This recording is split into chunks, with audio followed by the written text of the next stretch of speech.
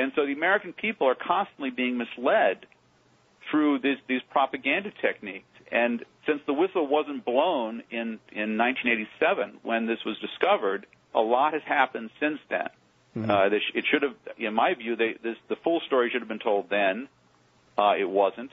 We've made an effort to sort of correct some of that by publishing not just a story about this lost chapter, but we have a PDF file of the chapter itself, so if people want to read the whole thing, they can. Right, and that's at consortiumnews.com. And listen, I think I can get away with staying over if I can get another couple of answers out of you. Sure. First of all, I'd like to mention that you have this fundraiser going on at consortiumnews.com, and I got to say, for whatever it's worth, that it's an invaluable resource to me, and you guys do really great work over there, and I'd like to see you make your money. So I'll ask people to head on over to consortiumnews.com and help chip in.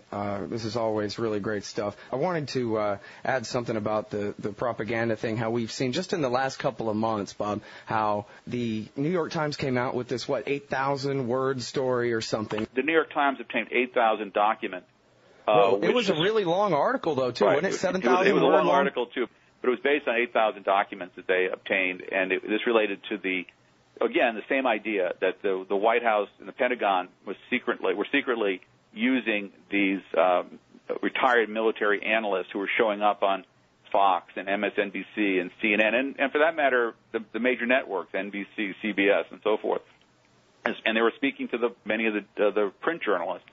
And they were, first of all, they were being coached by the Pentagon to put out warnings about Iraq and also positive spin on how the war was going in its early months and years. And we now know that some of these analysts were working through contracts for the Pentagon, or they were directors on boards of military contractors. So they had a financial stake in maintaining their access to these top officials at the Pentagon and in the Bush administration. So the American people were being fed propaganda with the help, in this case, of the major news organizations in Washington to mislead them about the real dangers that were facing the United States and how severe they actually were or weren't. And they were being told that the war in Iraq was going very well, and that anyone who said otherwise was probably some kind of disloyal American. So again, it's the same concept. The phrase that the neoconservatives developed in the 1980s was called perception management. Mm-hmm. They saw their job as managing the perceptions of the American people, and they felt if they could scare the American people enough, they could get the American people to stampede in whatever direction they wanted, and it worked. Yeah, there was even a quote from Henry Kissinger one time, I think, about how he always watches the network news with the volume off because he doesn't care what they're saying. He just cares about what order they're covering things in. He knows what they're going to say, but he does still want to know what it is the American people are getting to look at each night, Right. We're just here to be manipulated. Yeah. And now, what was really funny about this to me was how it was, 6 weeks later or maybe 8 weeks later that Scott McClellan came out and accused the media of being a bunch of tools, and they said, what? Who, us? And as though this New York Times story had never come out, as though none of us have a long-term memory that stretches back to the beginning of this decade. Well, that's true. I mean, McClellan, I think he obviously should be faulted for not having protested in a more timely fashion. But I think his complaint is well taken. What he's saying is that first of all that the Bush administration manipulated the facts to exaggerate the dangers, and two that I think he called the Washington press corps enablers of all this, and I think that's true as well because. And I worked for AP, Newsweek, PBS. I worked for Bloomberg News. I worked for a lot of mainstream news organizations. And I have many friends at New York Times, Washington Post, and other places. If you want to make your career, if you want to have a career that brings in the kind of money that people would like to have, a well-paying career, you better not cross these folks because they will destroy you. There was a phrase they liked to use in the 80s. They say, and they would say it to your face, they'd say, if you keep this up, we will controversialize you. Oh, nice. And what that meant was they would make you the issue, and they'd plant stories about you, or they'd spread rumors about you. In the case of some of the women reporters in Central America, some of these public diplomacy guys would whisper, at cocktail parties about how the women were sleeping with Sandinistas, and so you get this kind of dirty tricks to discredit journalists. And once the journalist is made part of the story, then the argument comes, well, he's gotten too close or she's gotten too close to the story. He or she has to be removed because they can't be objective. And so they controversialize you, and then they push to have you removed. And if your editors are weak, and many of them are weak, and they're careerists too, in many cases, they will start saying, well, yeah, they've got a point. You've been on the front page of the Washington Times being criticized for your coverage of something. Maybe we can't really take that heat. And before you know it, people are gone. And there's one account that I recount in Lost History where Otto Reich and his public diplomacy guys went over to NPR, and they were mad that NPR had run a story about a Contra massacre.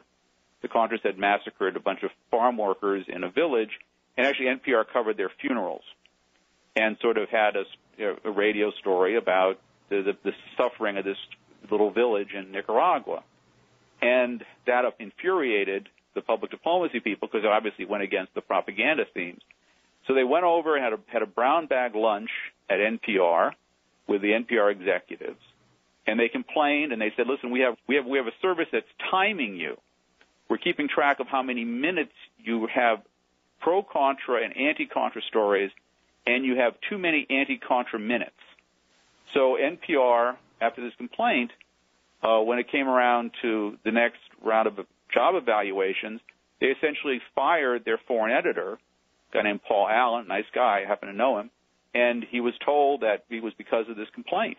So a lot of people you know and some people you don't know have had their careers ruined or badly damaged because they were telling the truth. Yep. And you cannot always count on your editor or your news executive to be a brave person. I say, often they're not. Yeah. All right. Now, one more topic I wanted to get to here, and this is something you addressed in a recent article at consortiumnews.com as well, and you sort of brought it up earlier in the sense of the testimony of David Addington and John Yoo about the unlimited power of the presidency. I was wondering if you've had a chance to watch the video of Christopher Hitchens being waterboarded yet. No, I haven't. Oh, well, it's up at VanityFair.com, and I watched it today, and they gave him a neat little way to tap out. He held some metal objects in his hand, and all he had to do was let go of them, and they would bounce with lots of rackets off the garage floor. Sort of a safe word?